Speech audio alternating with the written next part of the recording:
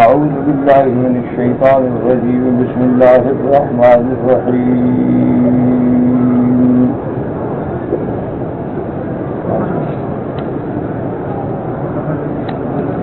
أفلم يدبروا القول أم جاءهم ما لم يأت آباءهم الأولين أم لم يعرفوا رسولهم فهم له منكرون أم يقولون به جنة بل جاءهم بالحق وأكثرهم للحق كارهون ولو اتبع الحق أهواءهم لفسدت السماوات والأرض ومن فيهن بل أتيناهم بذكرهم فهم عن ذكرهم معرضون أم تسألهم خرجا فخراج ربك خير وهو خير الرازقين وإنك لتدعوهم إلى صراط مستقيم وإن الذين لا يؤمنون بالآخرة عن الصراط لناكبون ولو رحمناهم وكشفنا ما بهم من ضر للجوا في طغيانهم يعمهون. قال المؤلف المفسر رحمه الله تعالى: أداب النفع بعلومه وعلومكم في الدارين آمين. إلى أن قال: يقول تعالى منكرا على المشركين في عدم تفهمهم للقرآن العظيم وتدبرهم له وإعراضهم عنه، مع أنهم قد خصوا بهذا الكتاب الذي لم ينزل الله على رسول أكمل منه ولا أشرف، لا سيما آباؤهم الذين ماتوا في الجاهلية حيث لم يبلغهم كتاب ولا أتاهم نذير، فكان اللائق بهؤلاء أن يقابلوا النعمة التي أسباها الله عليهم بقبولها والقيام بشكرها وتفهمها والعمل بمقتضاها آناء الليل وأطراف النهار، كما فعله النجباء منهم ممن أسلم واتبع الرسول صلى الله عليه وسلم ورضي عنهم.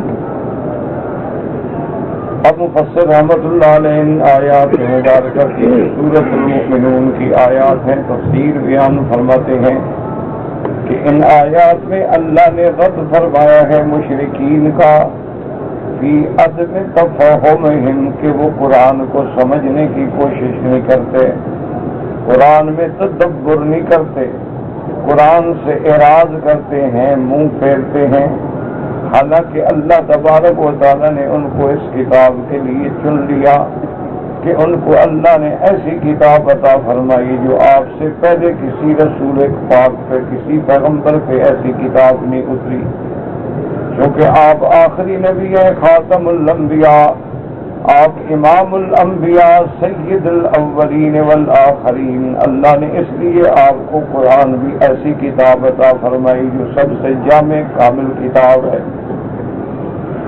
اور ان کے باپ دادا جو ان سے پہلے گزرے ہیں ان کے پاس تو کوئی کتاب ہی نہیں آئی، کیونکہ حضور صلی اللہ علیہ وسلم اور سیدنا عیسیٰ ابن مریم کے درمیان میں تقریباً 600 سال کا فاصلہ ہے، اور یہ 600 سال جو ہیں یہ زمانہ فترت ہے۔ فترت کا کیا معنی کہ اس دور میں کوئی رسول نہیں آیا، کوئی نبی نہیں آیا، کوئی کتاب نہیں۔ تو اللہ تبارک و تعالیٰ نے اتنی مدت کے بعد جب کہ ان کے پاس لم یبلغہم کتاب، کوئی کتاب نہیں پہنچی، ولا اتاہم نذیر، اور ان کے پاس کوئی ڈرانے والا کوئی پیغمبر نہیں آیا، وقان اللائق بہؤلاء، ان لوگوں کو تو یہ چاہیے تھا کہ اسی نعمت جو اللہ نے ان پہ نعمت فرمائی اس کو قبول کرتے اور اس کا شکر ادا کرتے اور اس نعمت کو سمجھتے اور اس نعمت یعنی قرآن پاک پہ عمل کرتے، رات کو بھی اور دن کو بھی، جیسے کہ اللہ نے ان لوگوں کو جو مسلمان ہوئے جن کو اللہ نے چن لیا انہوں نے رات دن قرآن پہ عمل کیا، اتباع کی رسول پاک کی، اللہ اور اللہ کے رسول بھی ان سے راضی ہو گئے، تو ان آیات میں ان پہ انکار ہے کہ تم اتنی بڑی نعمت خدا نے تمہیں دی ہے کہ سب سے اشرف رسول بھی تمہیں ملا اور اشرف کتاب بھی تمہیں، قرآن سے اشرف کتاب کوئی نہیں اور میرے مدنی پاک سے اشرف رسول کوئی، تو چاہیے تو یہ تھا کہ تم شکر ادا کرتے، تم عمل کرتے، تم قرآن میں غور کرتے، تدبر کرتے، لیکن تم نے تو اعراض کیا۔ وقال قتادہ فلم يدبروا القول، وہ فرماتے ہیں اس سے مراد یہ ہے اذن واللہ یجدون فی القرآن زاجرا عن معصیۃ اللہ لو تدبرہ القوم وعقلوہ ولکنہم اخذوا بما تشابہ فہلکوا عند ذلک۔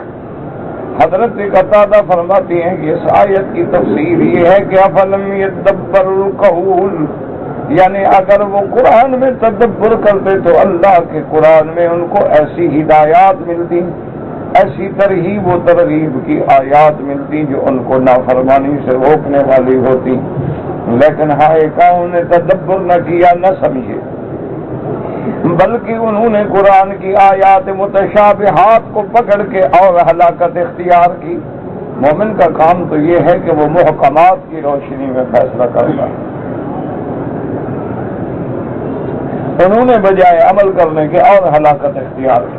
اسی لیے قرآن فرماتے یضل بہ کثیرا ویہدی بہ کثیرا، اس کتاب سے اللہ نے بہت لوگوں کو ہدایت دی اور بہت لوگ ہیں جو گمراہ ہو گئے، قرآن کا انکار کیا، اعراض کیا۔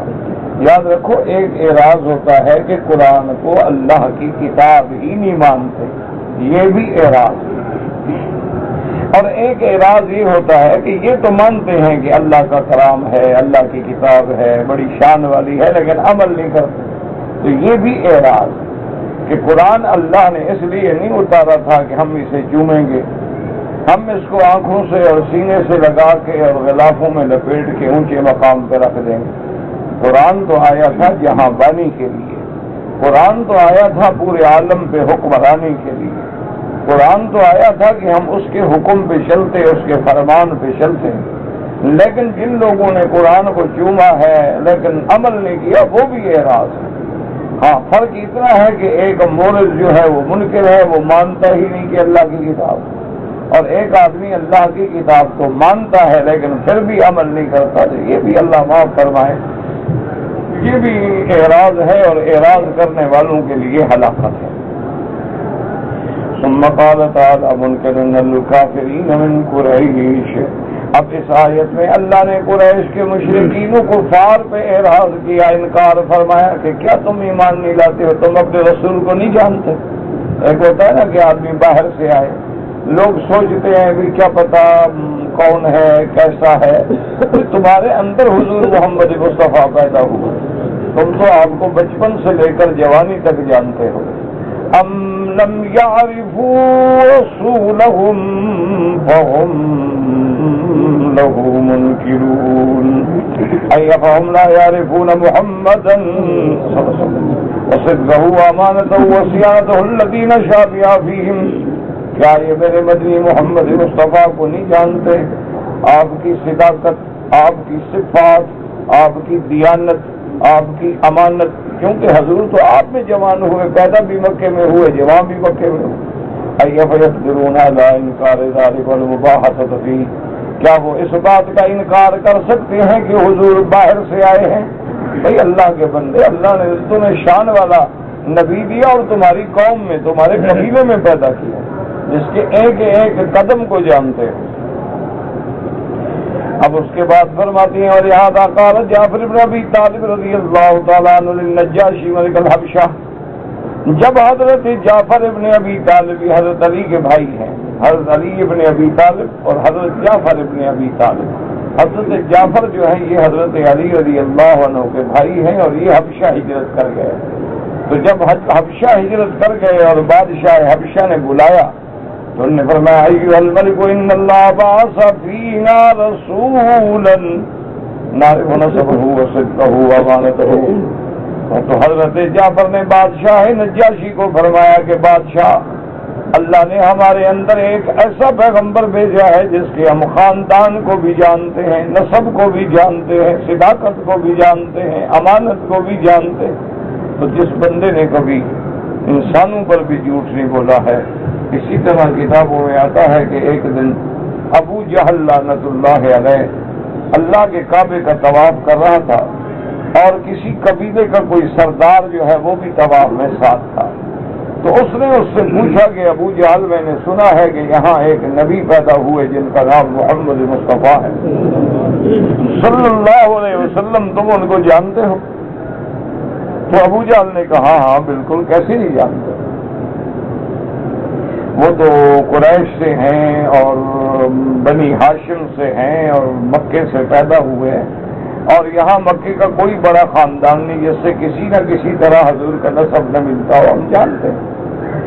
تو اس نے کہا تو پھر تمہارا کیا خیال ہے ان کے بارے میں، وہ جو کہتا ہے کہ میں نبی ہوں، تو تمہارا کیا سوچ ہے؟ اس نے کہا ادھر ادھر دیکھا، کہنے لگا اگر سچی بات پوچھتے ہو تو کہتا تو سچ ہے، محمد مصطفیٰ ہے تو سچ ہے.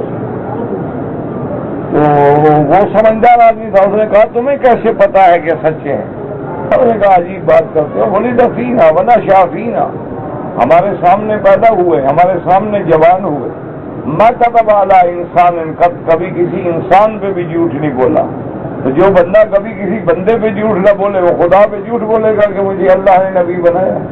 تو اس نے کہا پھر تم مان کیوں نہیں لیتے ہو جب جانتے ہو کہ سچا نبی ہے؟ کہنے لگا یہ مسئلہ ہے کہ ہمارا قبائل کا ان سے جھگڑا ہے، یہ ضد کی بات ہے. نبی تو وہ سچا ہے لیکن ہم مانیں گے اس لیے کہ ہمارا مقابلہ ہے. وَهَكَذَا قَالَ الْمُغِيرَةُ بْنُ شُعْبَةَ لِنَائِبِ كِسْرَىٰ حِينَ بَرَزَهُمْ، اور اسی طرح مغیرہ ابن شعبہ نے کسریٰ کے نائب سے بھی یہی بات کی. وَقَذَا قَالَ أَبُو سُفْيَانُ صَخْرُ بْنُ حَرْبٍ لِمَلِكِ الرُّومِ هِرَقْلَ حِينَ سَأَلَهُ أَصْحَابُ صِفَاتِ النَّبِيِّ صَلَّى اللَّهُ عَلَيْهِ وسلم ونصبه وصدقه وامانته، وكانوا بعد كفار لم يسلموا بعد لم يمكنهم الا الصدق واعترفوا بذلك.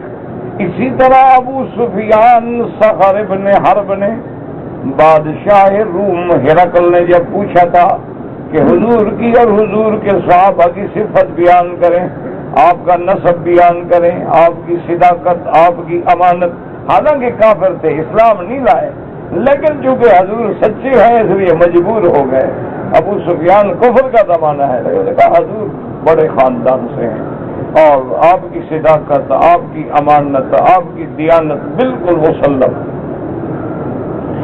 وَقَوْلُهُ أَمْ يَقُولُونَ بِهِ جِنَّةٌ، باقی قول المشرکین النبی صلی اللہ علیہ وسلم انه تقول القرآن أن يفتراه من عنده او ان به جنونا لا يدري ما يقول.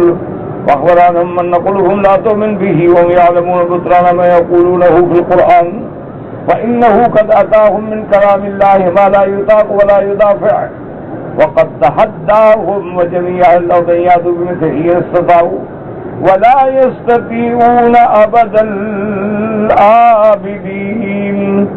اب مفسر رحمۃ اللہ علیہ فرماتے ہیں کہ اللہ نے فرمایا کہ مشرک کہا کرتے تھے ام یقولون بہ جنۃ، یا تو یہ قرآن خود حضور خود بناتے ہیں، یا نعوذ باللہ آپ پر کوئی جنون کا اثر ہے دماغ پہ اس لیے کہتے ہیں وہ باتیں جو ہو نہیں سکتی.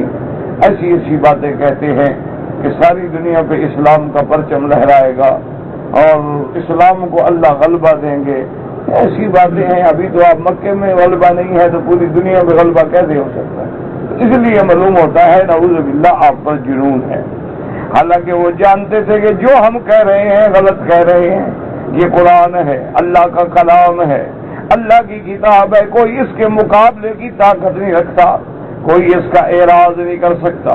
اور پھر اللہ نے قرآن میں تحدی کی، چیلنج دیا نبی کی زبان سے وَإِن كُنتُمْ فِي رَيْبٍ مِّمَّا نَزَّلْنَا عَلَىٰ عَبْدِنَا فَأْتُوا بِسُورَةٍ مِّن مِّثْلِهِ وَادْعُوا شُهَدَاءَكُم شُهَدَاءَكُم مِّن دُونِ اللَّهِ وَادْعُوا شُهَدَاءَكُم مِّن دُونِ اللَّهِ إِن كُنتُمْ صَادِقِينَ۔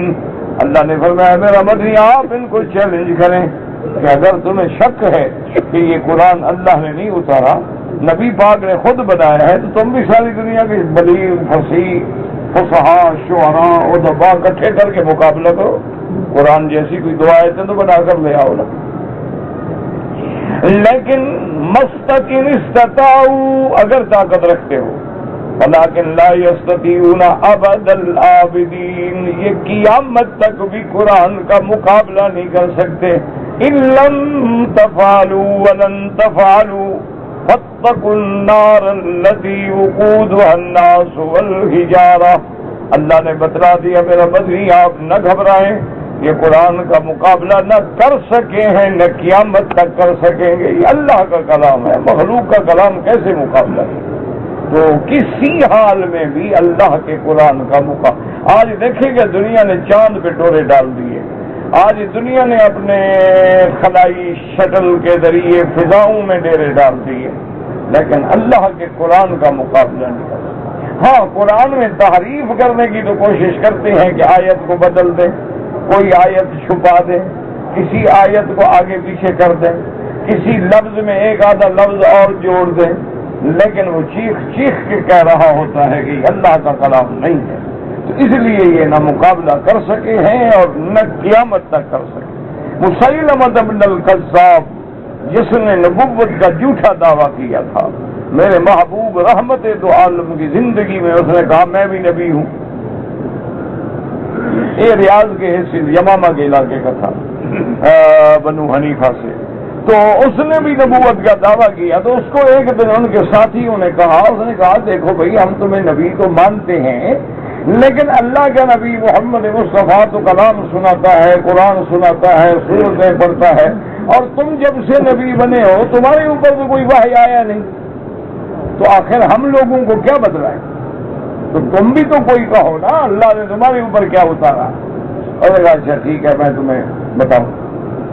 کچھ دنوں کے بعد وہ بدبخت سوچتا رہا، ایک دن ساتھیوں کو اکٹھا کیا، کہنے لگا آج میرے پاس بھی فرشتہ ہے۔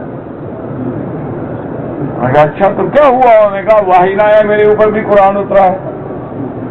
انہوں نے کہا بھی ہمیں بھی تو سنا ہو نا، وہ کیا قرآن؟ انہوں نے کہا الفیل وما الفیل وما ادراک ما الفیل ذنبہ کثیر وخرطومہ طویل، یہ قرآن بنایا۔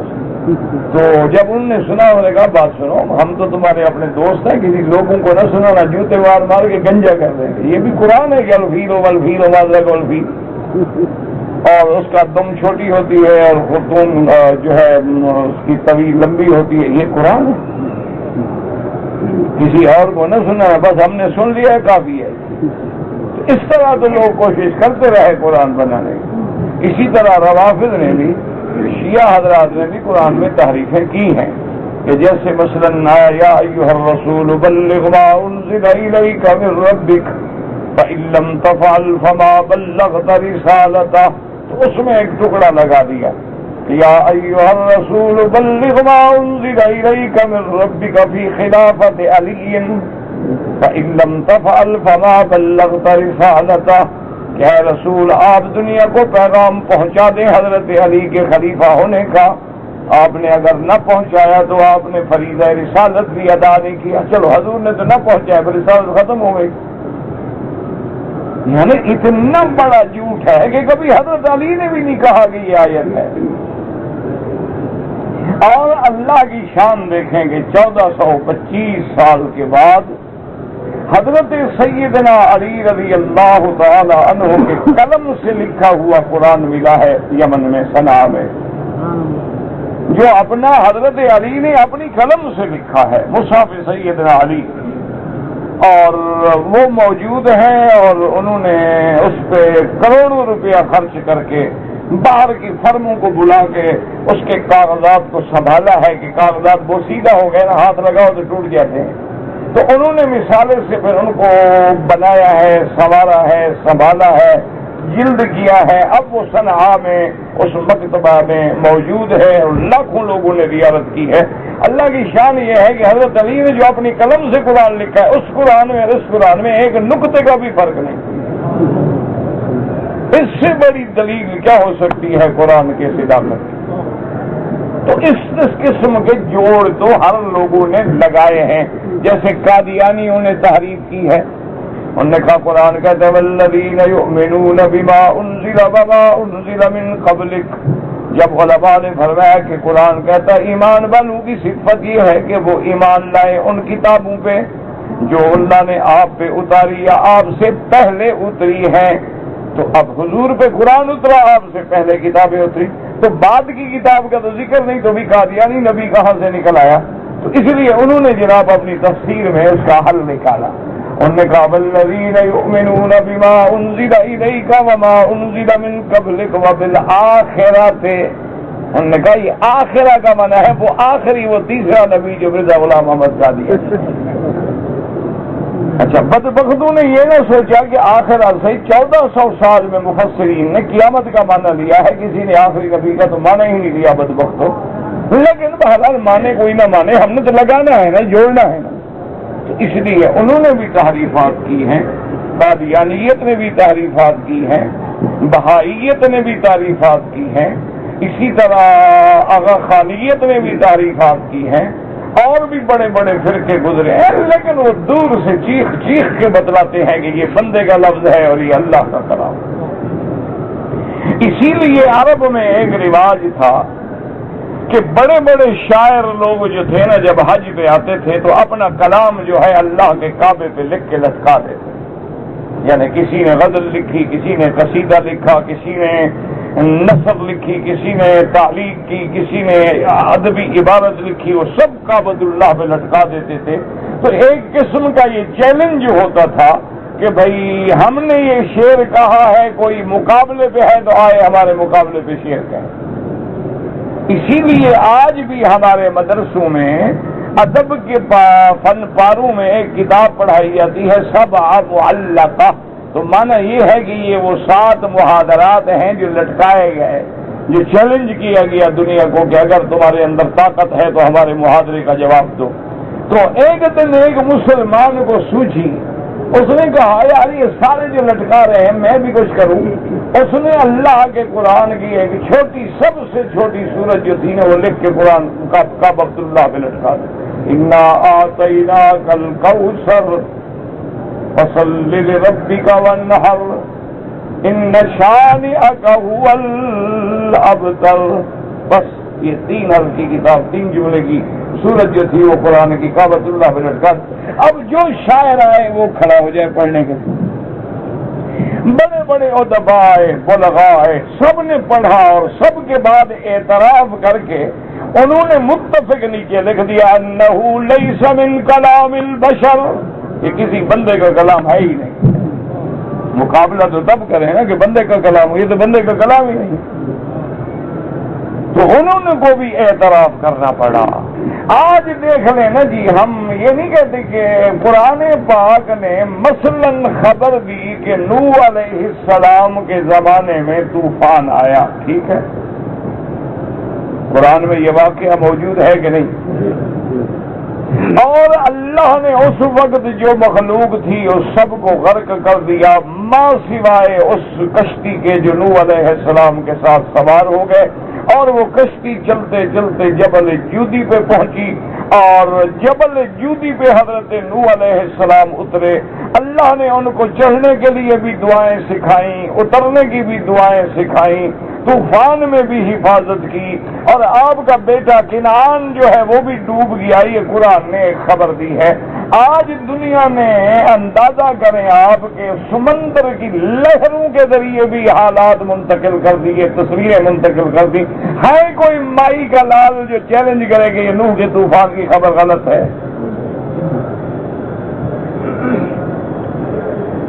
لے آئے میدان میں کوئی بندہ، کوئی بڑے سے بڑا مورخ، کوئی بڑے سے بڑا تاریخ دان، کوئی بڑے سے بڑا طبقات الارض کا ماہر، کوئی بڑے سے بڑا بحری احوال سے شناسا آدمی لے آئیں جو اللہ کے قرآن کی اس خبر کی تردید کر دکھلائے کہ یہ خبر غلط ہے۔ اللہ نے خبر دی کہ قوم عاد کو ہم نے اس طرح ہلاک کیا، اللہ نے خبر دی کہ قوم سمود کو ہم نے صیحہ سے ہلاک کیا، اللہ نے خبر دی کہ فرعون کو ہم نے اس دریائے نیل میں غرق کیا، اللہ نے خبر دی کہ ہم نے فرعون کی لاش کو اس دریا کے کنارے پہ ایک پتھر کی شکل میں بدل کے قیامت تک کے لیے عبرت بنا ڈالا۔ ہے کوئی مورخ دنیا کی تاریخ دان جو کہے کہ نہیں جناب یہ خبر غلط ہے؟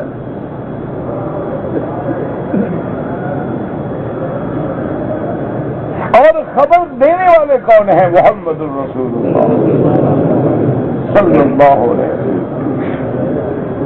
یعنی آپ حیران ہوں گے کہ دنیا کا بہت بڑا ڈاکٹر ہے، گائنی کا ڈاکٹر ہے، یعنی عورتوں کی ولادت کے معاملات کا بڑا ڈاکٹر ہے، وہ عالمی انٹرنیشنل فیم کا آدمی ہے جس نے کتابیں لکھی ہیں اور اس کی کتابیں میڈیکل کالجوں میں پڑھائی جاتی ہیں۔ اس بندے نے بڑی تحقیق کی ہے اس مسئلے پہ، اس نے بڑے ارک ریزی سے اور محنت سے کتابیں لکھی ہیں۔ آخر جن کتابوں کو میڈیکل کالج قبول کرتے ہیں ایسی تو نہیں ہوتی نا، وہ ہمارے مولویوں کی طرح تو نہیں ہوتی۔ ہمارے مولوی بھی کتاب لکھتے ہیں نا، پہلے 10 کتابوں سے نقل کر کے اپنا نام لکھ دیا۔ انا للہ و انا الیہ راجعون۔ اور کیا کہہ سکتے، اس نے ریسرچ کی ہے، محنت کی ہے۔ ایک دن وہ کہتا ہے میں اتفاق سے بیٹھا ہوا تھا تو میرا ایک دوست تھا جو مسلمان تھا، اس نے قرآن کی یہ آیت پڑھی کہ اللہ پاک ایک پانی جو لطفہ کہلاتا ہے، جو مادہ منویہ ہے، مرد عورت کا، اس کو جمع کرتے ہیں، پھر وہ 40 دن تک عورت کے بدن میں پھرتا ہے، پھر وہ آ کے قرار مکین رحم میں آ کے ٹھہر جاتا ہے، پھر 41 دن کے بعد وہ علقہ بنتا ہے۔ علقہ کا معنی جونک کی شکل اختیار کر لیتا ہے۔ جونک یہ دیکھا نا آپ نے کبھی خون لگانے کے لیے لوگ جونکیں لگواتے تھے، اس کو جونک کہتے ہیں، وہ جونک کی شکل اختیار کر لیتا ہے۔ پھر جب اس پہ 40 دن مزید گزرتے ہیں تو مضغہ وہ گوشت کا لوتھڑا بن جاتا ہے۔ پھر اس پہ جب 40 دن گزرتے ہیں تو اس گوشت کے لوتھڑے کو کچھ حصوں میں اعصاب بنائے جاتے ہیں اور کچھ حصے میں ہڈیاں بنائی جاتی ہیں۔ جب وہ ہڈیوں کا ڈھانچہ اور ہیکل تیار ہو جاتا ہے فَكَسَوْنَ الْعِظَامَ لَحْمًا، اس پہ گوشت چڑھایا جاتا ہے، اور پھر 40 دن گزرتے ہیں، ثُمَّ انشَأْنَاهُ خَلْقًا آخر، پھر اس میں روح پھونکی جاتی ہے، اور پھر الی آخر ہی تفسیر ہے۔ تو اس نے جب یہ سنا تو اس نے کہا یار یہ آیت مجھے پھر سناؤ۔ اس نے پھر سنائی، اس نے کہا یار ذرا تفسیر بیان کرو۔ اس نے کہا میں تو اتنا ماہر نہیں ہوں، میں تو یہ لفظی ترجمہ جو لکھا ہوا ہے وہ پڑھ رہا ہوں۔ تو اس نے کہا کہ اچھا کوئی ایسا آدمی ہے تمہارے معلومات میں، کوئی اسلامک سینٹر میں کوئی ایسا اسلامک اسکالر ہو جو ان آیات کی مجھے اچھی تفسیر بیان کر کے سمجھا سکے؟ اس نے کہا ہاں بالکل ٹھیک ہے۔ وہ ان کو لے گیا، ایک بہت بڑے عالم تھے، فوت ہو گئے ہیں، ڈاکٹر حمید اللہ کی خدمت میں، ان کے بعد لے گیا، ماشاءاللہ بڑے عالم تھے، بڑے ان کا مطالعہ تھا، بڑی محنت تھی۔ ان سے اس نے جا کے ان آیات کی تفسیر پڑھی اور اس نے کہا کہ حضرت مہربانی کریں کہ صرف یہ آیات نہیں، جہاں جہاں پیدائش انسان کا، تخلیق انسان کا تعلق ہے، اس کے بارے میں جو قرآن کہتا ہے وہ ساری آیتیں مہربانی کر کے مجھے جمع کر کے انگریزی میں تفسیر لکھ دیں۔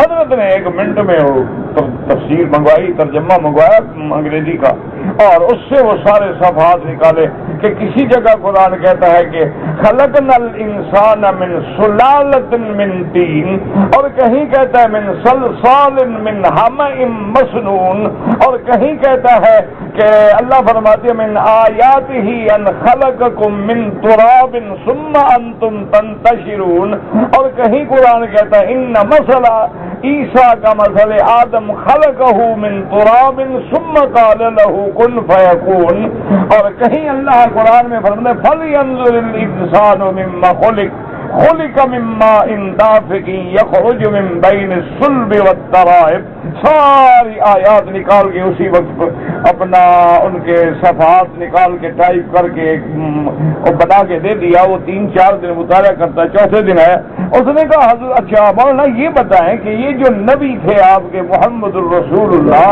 کیا وہ امراض ولادہ و نساء کے بہت بڑے ڈاکٹر تھے؟ انہوں نے کہا نہیں، وہ تو اللہ کے نبی تھے، وہ ڈاکٹر تھوڑے تھے۔ انہوں نے کہا وہ پیدا کہاں ہوئے؟ انہوں نے کہا مولدہ بمکہ تھا، یہ تو تمہاری کتابوں میں لکھا ہوا ہے، انجیل میں تورات میں بھی لکھا ہوا ہے کہ مکے میں پیدا ہوئے، اور مکے کا جغرافیہ ہمیں یہ بتلاتا ہے کہ واد غیر ذی زرع، ایک ایسی وادی جس میں کوئی آبادی کوئی پانی کا نام و نشان بھی نہیں تھا،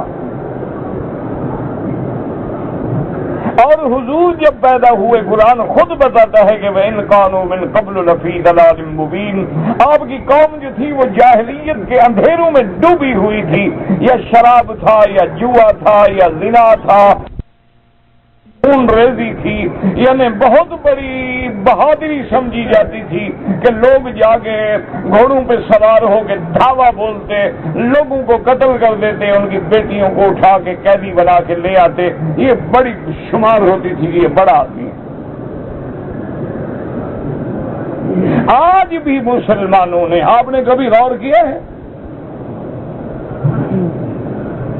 آپ کو غور کرنے کا وقت ہی نہیں، آپ 11ویں 12ویں سے فارغ غور کریں، آپ تو بس ابھی نعت خانی میں نا دھوم مچا دے دھوم مچا دے دھوم مچا دے، انا للہ و انا الیہ راجعون، اور کیا کہہ سکتا ہے؟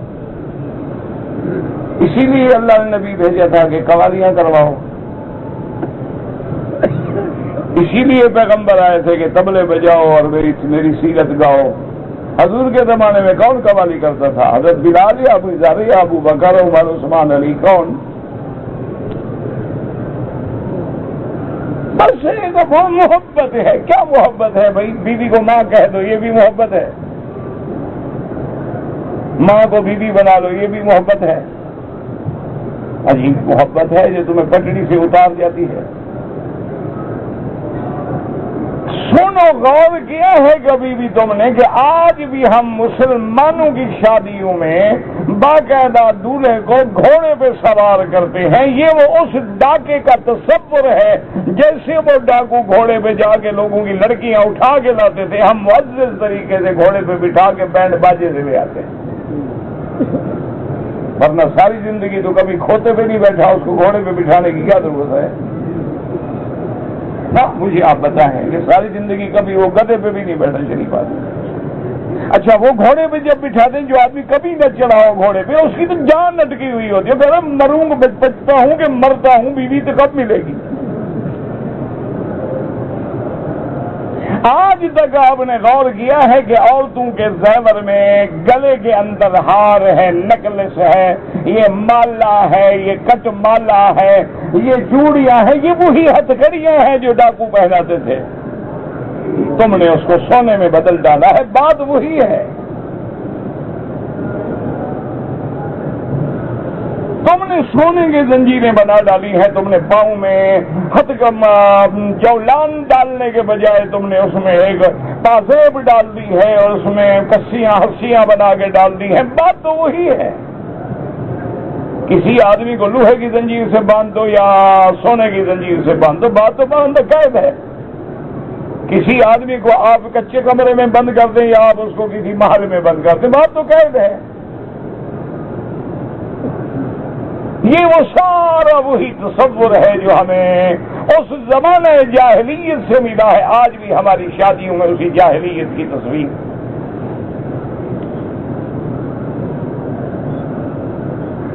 تو اس نے پوچھا, اس نے کہا خدا کے بندے ہمارے نبی تو اس علاقے میں پیدا ہوئے ہیں جہاں مدرسہ تو مدرسہ, جہاں پرائمری اسکول بھی کوئی نہیں تھا. اس نے کہا اچھا کوئی میڈیکل, خدا کے بندے میڈیکل کالج تو تب ہو جہاں پرائمری اسکول نہیں, مڈل اسکول نہیں, کوئی پڑھنے کا جگہ نہیں, کوئی مقام ہی نہیں ہے. تو اس نے غور کیا اور ایک ہفتے کے بعد آیا اور اس نے کہا حضرت مجھے کلمہ پڑھا دیں. اگر وہاں کچھ نہیں تھا اور پھر نبی نے یہ بتلایا ہے تو معلوم ہوا ہے کہ اس کو بتلانے والا خدا.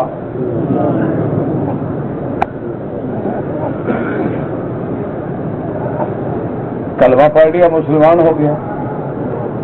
مسلمان جب ہو گیا تو یورپ تو بڑا دانا دشمن ہے نا, اس نے اس کے بعد وہ ڈگریاں شگریاں بھی اس کی ختم کر دیا, پاگل ہو گیا.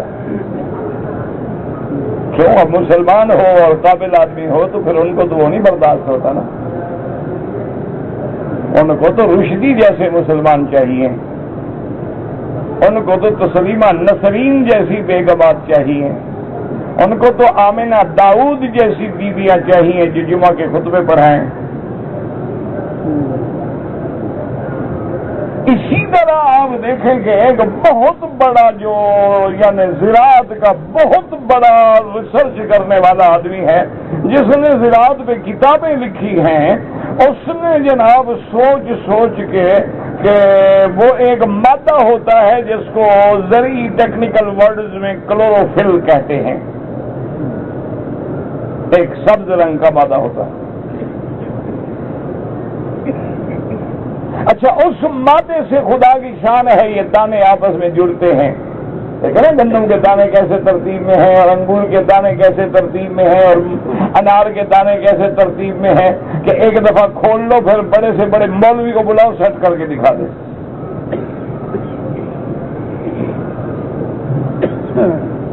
شہد کی مکھیوں نے جو گھر بنایا ہے نا, بڑے سے بڑے آرکیٹیکٹ کو لے آؤ بنا کے دکھا دے.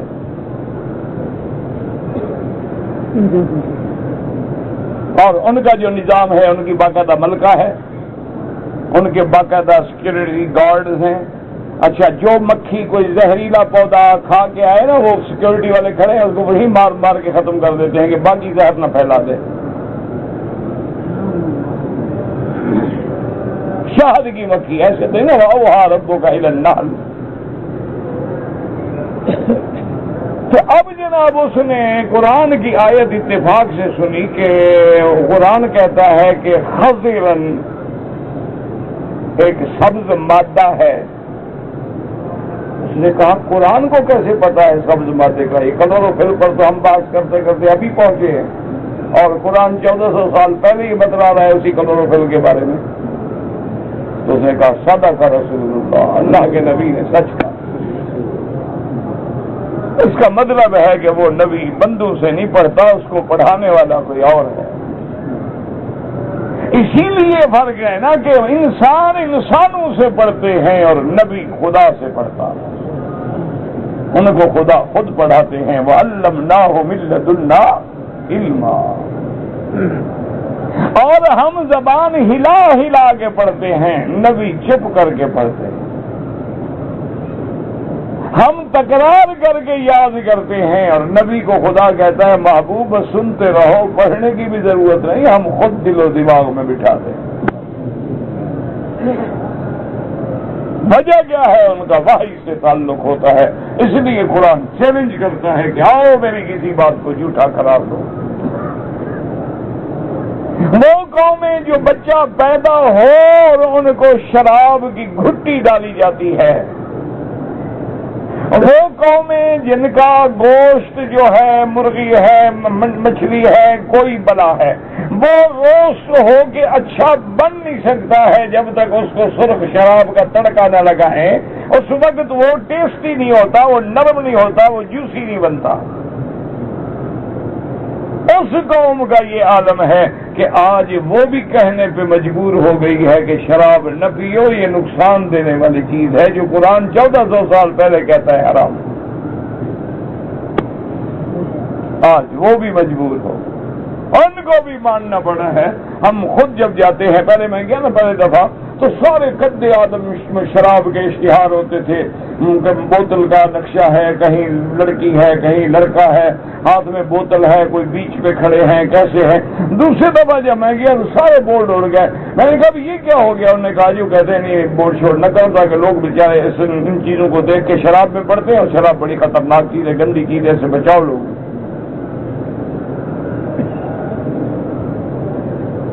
اسلام نے پہلے کہہ دیا ہے کہ تمباکو حرام ہے، بعض علماء مکروہ کہتے ہیں، بعض حرام کہتے ہیں۔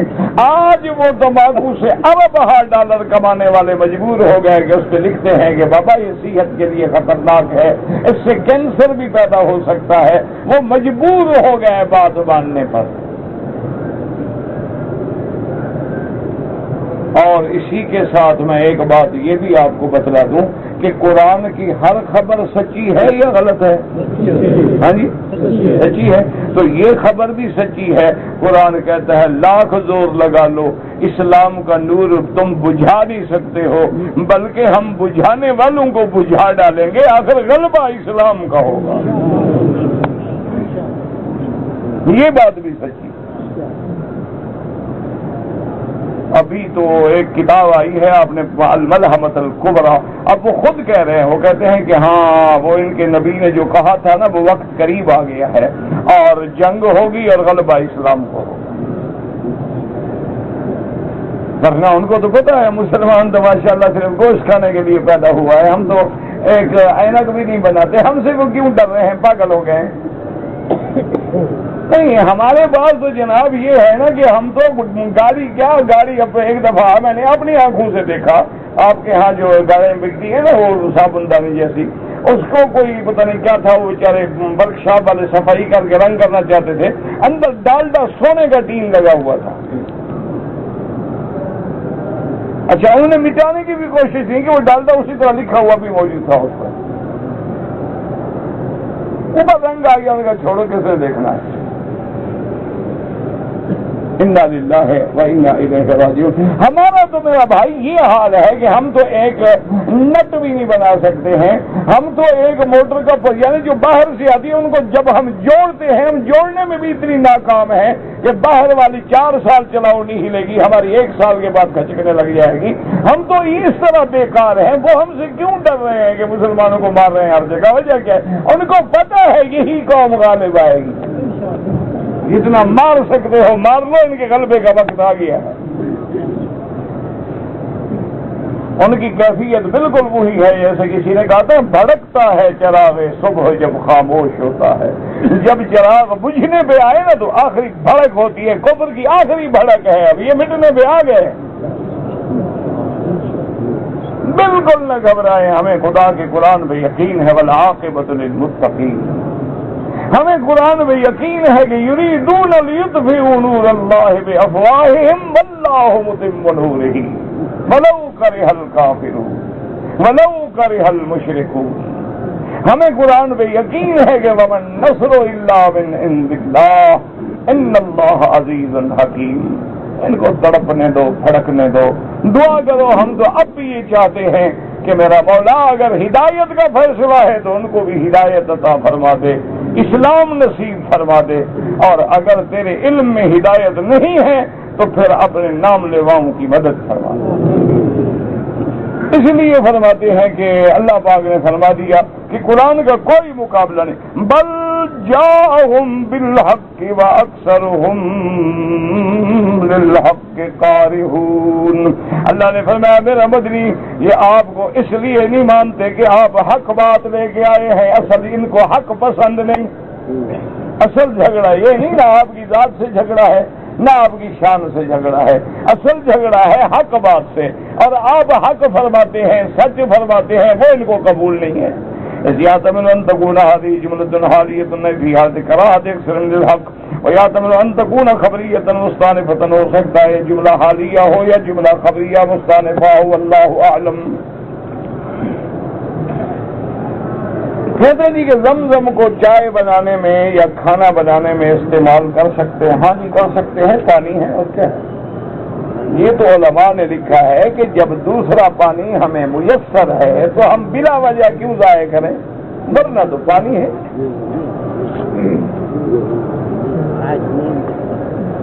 کہتے ہیں جی کچھ عمرہ کرنے والے جب احرام باندھتے ہیں یا اپنے ہوٹل سے نکلتے ہیں تو کندھا نکال لیتے ہیں، یہ بالکل بے وقوفی ہے۔ بہت سارے عمرہ کرنے والے نمازیں بھی کندھا نکال کے پڑھتے ہیں، حالانکہ نماز مکروہ ہو جاتی ہے، وہ بلا وجہ گناہ کرتے ہیں۔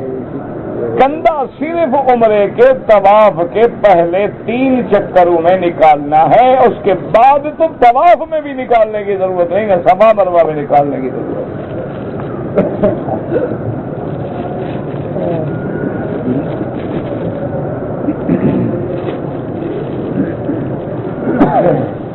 کچھ لوگ نفلی طواف میں بھی 3 چکروں میں دوڑتے ہیں، بالکل غلط ہے۔ صرف عمرے کے طواف میں جس کے بعد صفا مروہ دوڑنی ہو، پہلے 3 چکروں میں رمل بھی ہے اور التوا بھی ہے۔ نفلی طواف میں نہ رمل ہے، نہ دوڑنا ہے، نہ کندھا نکالنا ہے۔ کہتا جی کہ بہت سارے لوگ جو ہیں طواف میں تیز تیز چلتے ہیں، بہرحال ایسا تیز نہ چلیں کہ لوگوں کو دھکے لگیں یا لوگوں کو تکلیف پہنچائیں۔ بعض لوگ جو ہیں وہاں مروہ پہ کینچی لے کے 3 بال کاٹ دیتے ہیں، ان کو دم پڑ جاتی ہے۔ افضل یہ ہے کہ سر پہ اس طرح پھروائیں، اگر اس طرح نہ پھروا سکیں تو جتنی بال ہیں ان کا چوتھا حصہ سارے سر کا کٹ جائے۔ کہتے جی کہ دم اگر بڑھ جائے اور ہم نے جا کے بکری خریدی اور ذبح کی تو اسی قصاب کو چھوڑ دیں گے، وہ تو بیچ دے گا۔ آپ تقسیم کریں، غریبوں کو چھوڑ کیوں دیں؟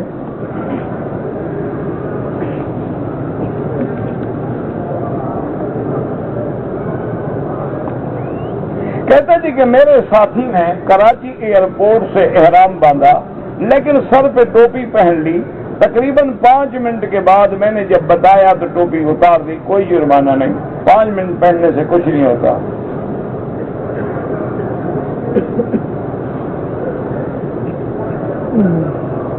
میں ہوائی جہاز میں سیٹ پر 4 زانو بیٹھا، جس کی وجہ سے دونوں پاؤں کے اوپر کا حصہ تھوڑی دیر کے لیے چھپے رہے، کوئی کچھ نہیں فرق پڑتا، سارا رستہ بھی چھپا رہے تو کچھ نہیں ہوتا۔ مانا یہ ہے کہ جوتے میں نہ چھپاؤ، یہ تھوڑا ہے کہ ٹانگ کے نیچے ٹانگ بھی نہ رکھو۔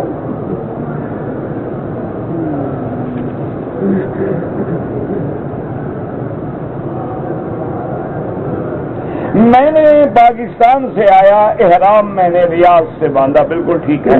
مکے میں آ کے طواف کیا، پھر صفا مروا کے میں نے 14 چکر کیے، تو 7 تو ویسے رگڑا ہو گیا تمہارا، کرنے 7 تھے تم۔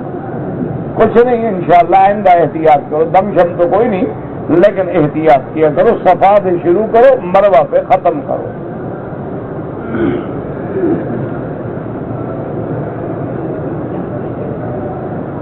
میں عرفات سے جب آیا تو مزدلفہ سے باہر آ گیا، میں نے سمجھا کہ مزدلفہ ہے، صبح دیکھا تو بنا تھا، کوئی بات نہیں، کچھ نہیں ہوتا، انسان ہے، بھول گیا، کیا کرے۔ کے لیے آیا تھا، عرفات سے جب میں آیا تو عرفات اور مزدلفہ کے درمیان ہماری رات گزر گئی، کوئی جرمانہ نہیں۔ تم عرفات سے نکل آئے، اب پہنچو نہ پہنچو یہ اللہ کے ہاتھ میں ہے۔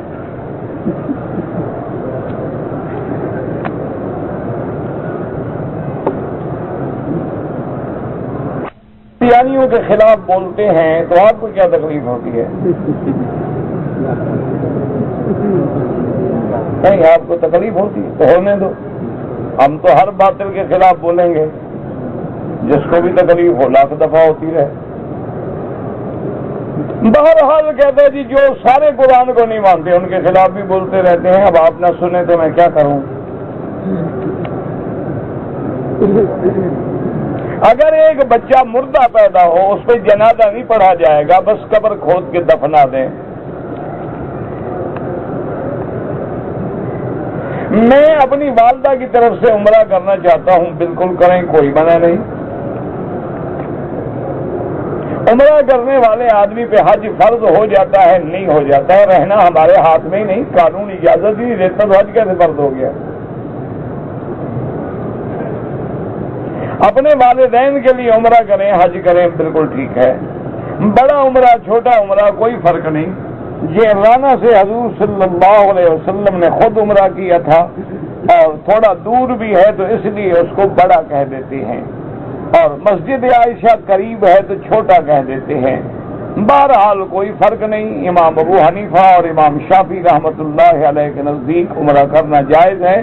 امام احمد بن حنبل رحمۃ اللہ علیہ فرماتے ہیں کہ بغیر عذر نہ کرے. اگر کوئی عذر تھا، مجبوری تھی، پہلے نہیں کیا تھا تو اب کر سکتا ہے.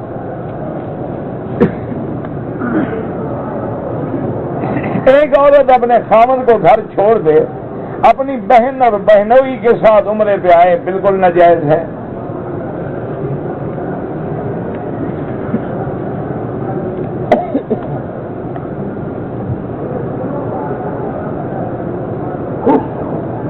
میری دکان میں تقریباً 8-10 لاکھ کا سامان ہے. کچھ سامان ادھار کا ہے، کچھ رقم لوگوں سے بھی لینی ہے. میرا بھائی اصول یہ ہوتا ہے کہ تم نے سال میں ایک مہینہ مثلا رمضان کا مقرر کر لیا. اب رمضان میں بیٹھ کے حساب کر لو کہ میرے دکان میں سامان 5 لاکھ کا ہے، نقد 5 لاکھ ہے، گھر کا خرچہ نکال کے 10 لاکھ میں سے 7 لاکھ بچتا ہے، تو 7 لاکھ پہ 2.5% زکات دے دو.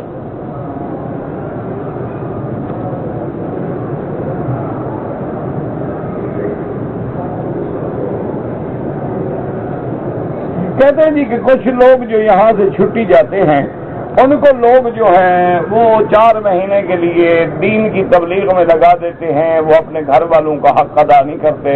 تو جو لوگ یہاں 2 سال کے کنٹریکٹ پہ آئے ہیں ان کے حق کا تمہیں کوئی خیال نہیں آیا، صرف تکلیف دین والوں سے ہے.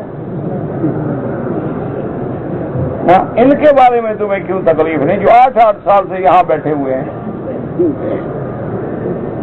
مقصد ہے دین پہ اعتراض کرنا، کہ جو دین کا کام کر رہا ہے خود بھی نہ کرو، اس پر اعتراض بھی کرو. انا للہ و انا الیہ راجعون. دیکھو نا، ایمان سے کہو، داڑھی والے پہ اعتراض کریں گے، شیو کرانے والے پہ کبھی کیا ہے؟ داڑھی والے پہ کریں یار یہ چھوڑو یار، یہ داڑھی رکھ کے جھوٹ بولتے ہیں، چھوڑو یار یہ داڑھی رکھ کے اچھے کام نہیں کرتے، چھوڑو یار یہ داڑھی رکھ کے یار غلط کام کرتے ہیں. داڑھی والے پہ اعتراض ہوگا، داڑھی منڈا دو، پھر تمہارے پاس لائسنس ہے گناہوں کا ہر چیز کا. انا للہ ہے بھائی، داڑھی ہے، اس کے رکھنے کا ثواب ملے گا. داڑھی رکھ کے گناہ کرتا ہے، گناہ ہوگا. اس کا معنی یہ نہیں کہ تم داڑھی پہ اعتراض کرو، نہیں، لیکن اعتراض داڑھی پہ کریں. اچھا، کوئی آدمی باقاعدہ مجرے میں جائے گانا سنتے ہوئے رات کو. مجھے خود ایک دوست نے بتایا کہ تمہارے ملک کے ایک آدمی نے ہمیں دعوت دی تھی، میں کو لگا میں بھی گیا تھا. تو ایک رات کے ڈانس اور گانے میں اس نے 27 لاکھ روپے کا نوٹ جو ہے نا عورتوں پہ پھینکے. اور آپ اس میں کوئی اعتراض نہیں کرے گا. مدرسے کو چندہ دے، ہو پتہ کرو یہ کس کو دے رہا ہے، کیوں دے رہا ہے، کیسے دے رہا ہے، کہاں سے آ رہا ہے. مدرسہ وہابیوں کا ہے کہ بریلویوں کا ہے کہ دیوبندیوں کا ہے کہ اہل حدیث کا ہے، پتہ کرو پتہ کرو پتہ کرو، اس کا ضرور پتہ کرو. وہ جو گانے پہ لٹا رہا ہے، جو طوائفوں پہ لٹا رہا ہے، جو کوٹھے پہ لٹا رہا ہے، جو حجرے مجرے پہ لٹا رہا ہے، اس کا ہی پتہ کرتے.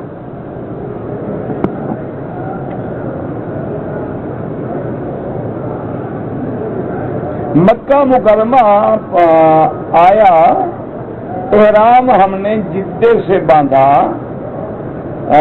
جو عالم گورنمنٹ کی طرف سے مسئلہ پوچھا، اس نے کہا جہالت کی وجہ 1400 سال میں ابھی تمہیں جہالت ہے. آج پوچھ رہے ہو مسئلہ، یہ کراچی میں پوچھ لیتے تو مسئلہ مل جاتا. جہالت کہاں رہتی؟ اب ایک بکری دم ادا کرو، کوئی جہالت کا بہانہ نہیں. ہم جناب پھر چیک پوسٹ سے نہ گزرے، احرام کھولا، 30 منٹ کے بعد پھر ہم نے پتہ نہیں کیا کیا، مجھے تو سمجھ نہیں آپ نے کیا کیا کام کیے ہیں. واضح بھی لکھو نا. میرے والد بیمار ہیں، اللہ ہر بیمار کو شفا عطا فرما. اللہ ہم سب کی ظاہری، باطنی، روحانی، جسمانی، نفسانی بیماریاں دور فرما. پاکستان سے جو لوگ آئے ہیں مکے میں یا مدینے میں، اگر 15 دن سے زیادہ رہنا ہے تو نماز پوری پڑھیں ورنہ قصر پڑھیں۔ عمرے کے لیے احرام باندھیں تو کندھا صرف طواف میں نکالنا ہے۔ اگر طواف کرتے ہوئے وضو ٹوٹ جائے تو دوبارہ وضو کر کے طواف ابتدا سے شروع کریں۔ والدین یا بھائی زندہ ہیں، اگر انہوں نے کہا ہے کہ عمرہ کرو تو پھر کرو، ورنہ ان کے لیے دعا کرو اللہ ان کو نصیب کرے۔ اگر وتر کی نماز کی آخری رکعت میں سورت اخلاص پڑھیں ٹھیک ہے، کوئی سورت پڑھیں۔ اگر حضور کے نام پہ قربانی کی کوئی حرج نہیں، جائز ہے۔ قربانی اللہ کے لیے ہے، ثواب حضور کے لیے ہے۔ دوست احباب کے لیے طواف نہ کریں، طواف اپنے لیے کریں، ان کے لیے دعا کریں۔ ہم اپنی بچی کا نام ملائکہ یا لائبہ یا ایمان رکھیں، کوئی بھی نہ رکھیں۔ اب بچی تمہاری فرشتہ ہو گئی ہے، آپ اس کا نام ملکہ رکھ سکتے ہیں، ملائکہ نہ رکھیں، ملکہ رکھ سکتے ہیں، ملیکہ رکھ سکتے ہیں، ملیکہ رکھ سکتے ہیں، ملائکہ نہیں رکھ سکتے۔ باقی یہ لائبہ وائبہ تو میں جانتا نہیں، یہ تو انگریزی نام ہے۔ میرا اپنا ایک دوست، میں نے پہلے بھی آپ کو شاید سنایا تھا، وہ ایک دن مجھے ملا حج میں، وہ خود بھی مولوی ہے، بڑا خطیب بھی ہے ماشاءاللہ۔ کہنے لگا کہ وکیل صاحب میرے گھر میں اللہ نے بچی دی ہے تو آپ اس کے لیے کوئی نام تجویز کریں۔ میں نے کہا اللہ کے بندے تم آپ عالم آدمی ہو، خطیب آدمی ہو، مسلمان کو نام پوچھنے میں کیا تکلیف ہے؟ حضور کی بیٹیوں کے نام ہے، حضور کی بیویوں کے نام ہے، صحابیات کے نام ہے، ہمارے پاس ناموں کی کیا کمی ہے کہ ہم پوچھتے پھریں؟ کوئی رکھ لو۔ حضور کی بیٹیاں ہیں، رقیہ ہے، ام کلثوم ہے، زینب ہے، بی بی فاطمہ ہے رضوان اللہ، یا حضور کی بیویاں ہیں، عائشہ ہے، ام حبیبہ ہے، میمونہ ہے، سلمہ ہے، ام حبیبہ ہے، سودا ہے، زینب بنت جہش ہے، کوئی نام رکھ لو۔ کہا نہیں آپ کی بھابھی ماڈرن ہے، کوئی ماڈرن نام بتائیں۔ تو میں نے کہا پھر ایسا کرو تم اس کا نام جو ہے نا مونا لیزا رکھ لو۔ وہ ناراض ہو گیا، آج تک نہیں بولتا اللہ کا بندہ۔ اچھا اللہ ہدایت ہے، اب کیا کروں گا؟ اب مولوی ہو کے کہے ماڈرن نام بتاؤ تو کیا بتاتا ہوں؟ نہ آپ بتائیں ماڈرن کیسے بتاؤں؟ ٹھیک ہے اللہ کے بندے، حضور کی بیٹیوں کے نام ہیں، بیویوں کے نام ہیں۔ آج کل چکر ہو گیا ہے کہ نیا نام ہو۔ میں نے آپ کو بتایا تھا ایک آدمی کہتا ہے جی ایسا نام بتائیں جس کا کبھی کسی نے نہ رکھا ہو، ایسا نام بتائیں مجھے اللہ نے بیٹا دیا۔ میں نے کہا شیطان رکھا۔ کہتے کہ میں نے کہا کسی نے آج تک ابلیس رکھا ہو بیٹے کا نام مجھے آگے بتانا۔ اللہ کے بندے کیسا نام بتاؤ؟ لائبہ ہے، برطانی، خدا کے بندے اسلام کے نام رکھو، حضور کی بیٹیوں کے نام رکھے، کیا چکروں میں پڑ گئے ہو؟ ویسے ایمان نام رکھنا، عمل نام رکھنا جائز ہے، ایمان نہیں ایمان۔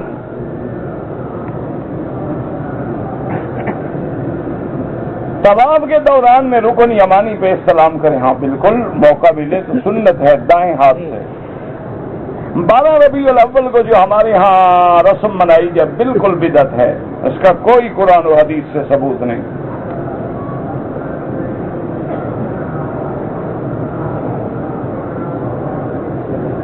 میں 10 ذی الحجہ کو ہمشیرہ کے ہمراہ طواف زیارت کے لیے آیا، رش کے باعث 2 چکر لگائے، طواف چھوڑ دیا۔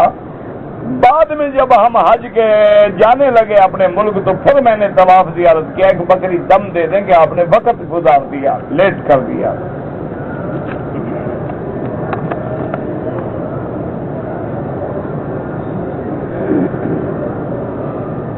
اگر کسی آدمی نے احرام باندھنے سے پہلے، یعنی چادریں تو باندھ لی لیکن ابھی 2 رکعت نہیں پڑھی، لبیک نہیں پڑھی، نیت نہیں کی، پہلے خوشبو لگا لی، کوئی بات نہیں، وہ تو سنت ہے پہلے خوشبو لگانا۔ آپ کے شاگرد ہمیں نہیں بیٹھنے دیتے، وہ مجھے نہیں بیٹھنے دیتے، تو آپ کی سفارش میں کیسے کروں؟ ابھی دیکھا نہیں 4 آدمی نے زور لگایا، وہ نہیں ہلا۔ جب میں آ رہا تھا دیکھا نہیں 4 آدمیوں کا، وہ کہا ادھر کرو، وہ کہا ادھر کرو، وہ کہا ادھر کرو، ہم نے بیٹھا۔ زمین ہلے تو ہلے، میں نہیں یہ میرے لیے نہیں جگہ خالی کرتے، تمہاری سفارش میں کیسے کروں؟ بابا یہ ریٹائر لوگ ہیں، تم صبر سے کام لو، یہ عقل سے فارغ ہیں، عقل ہوتا میرے پاس پڑھنے آتے۔ ہمارا دوست وہی ہوتا ہے جو عقل سے بھی پیدل ہو، جیب سے بھی خالی ہو، زبانی کلامی وفادار۔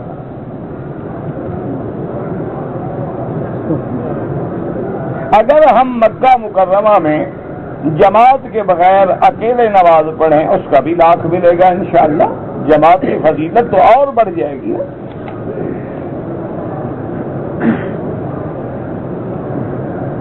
اگر نہانے کے ٹب میں پانی ڈالا جائے اور آدمی نے ہاتھ نہیں دھویا، ہاتھ ڈال دیا، پلید نہیں ہوتا۔ وہ تو احتیاط ہے کہ آدمی پہلے ہاتھ دھو کے پھر پانی میں ڈالے، اس کو پتہ نہیں آئین باتت یدا ہو کہ اس کا ہاتھ رات کو کہاں کہاں پھرا۔ اگر فجر کی نماز قضا ہو جائے تو اس کی سنتیں بھی پڑھا کریں، سنتیں بھی پڑھیں اور فجر بھی پڑھیں، کہ 2 رکعت فجر والی میرے محبوب کو بڑی محبوب تھی۔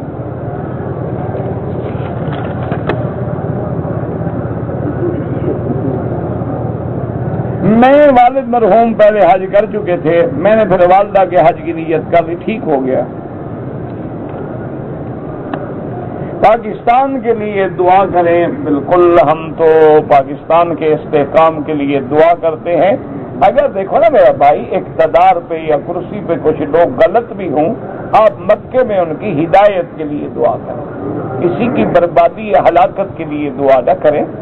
مسلمان آخر مسلمان ہے، مجبوریاں ہوتی ہیں جن کا ہمیں پتہ نہیں ہوتا، اس لیے سب کی ہدایت کی دعائیں کریں کہ اللہ ہدایت کے فیصلے فرما اور اللہ ملک پہ رحمت فرما، تمام عالم اسلام کی حفاظت فرما۔ جتنی دیر مسجد عائشہ سے عمرے میں لگائیں، اتنی دیر اگر طواف کریں تو طواف میں زیادہ ثواب ہے۔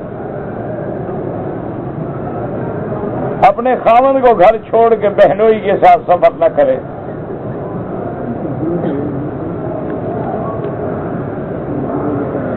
میرا والد جو ہے بینک میں مینیجر ہے، بینک میں سودی کاروبار ہوتا ہے، لیکن تمہارے والد کی تنخواہ حلال ہے، وہ حرام نہیں، وہ تو اپنے وقت کا پیسہ لیتا ہے، وہ سود تھوڑا لیتا ہے، وہ تو جتنا ٹائم لگاتا ہے اس کا بدلہ لیتا ہے۔ لیکن افضل یہ ہے کہ بینک کی نوکری نہ کی جائے۔